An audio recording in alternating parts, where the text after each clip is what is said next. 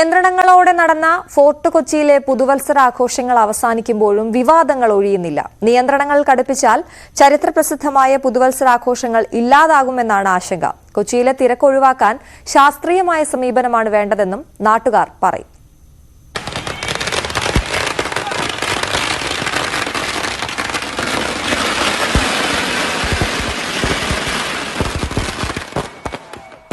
ആയിരത്തോളം പോലീസുകാരുടെ കാവലിൽ ഫോർട്ട് കൊച്ചിയിലെ പപ്പാഞ്ഞി കത്തിയമരുമ്പോൾ ആഘോഷങ്ങളിൽ പങ്കെടുക്കാൻ കഴിയാതെ പതിനായിരക്കണക്കിന് പേർ ഫോർട്ട് കൊച്ചിയിലെ തന്നെ പോലീസ് ബാരിക്കേഡുകൾക്ക് പുറത്തുണ്ടായിരുന്നു.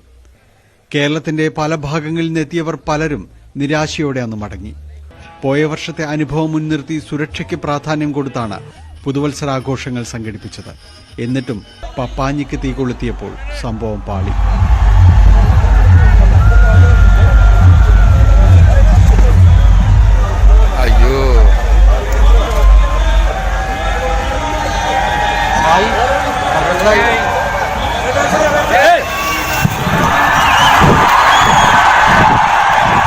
കൂടുതൽ ആളുകൾക്ക് പങ്കാളിത്തം കിട്ടുന്ന രീതിയിൽ സുരക്ഷ ക്രമീകരിക്കണമെന്നാണ് പൊതുവെ അഭിപ്രായം ഉയരുന്നത്.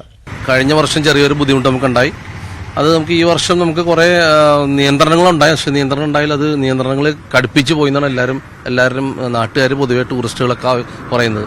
പല ഹോം സ്റ്റേകളിലെ ടൂറിസ്റ്റുകൾക്ക് കയറാൻ സാധിച്ചില്ല. അതോടൊപ്പം പല ടൂറിസ്റ്റുകൾ ദൂരെ നിന്ന് വന്നവർക്ക് കാണാൻ സാധിച്ചില്ല എന്നൊക്കെ പറഞ്ഞ് ഒരുപാട് പേര് ഞങ്ങളെ വിളിച്ച് പരാതിയൊക്കെപ്പെട്ടു.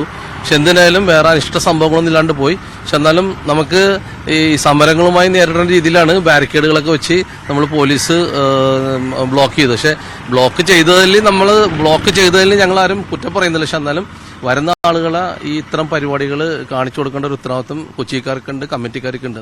സുരക്ഷയുടെ പേരിൽ കാർണിവൽ റാലിയും നിയന്ത്രണങ്ങൾ കൊണ്ട് നിറഞ്ഞു.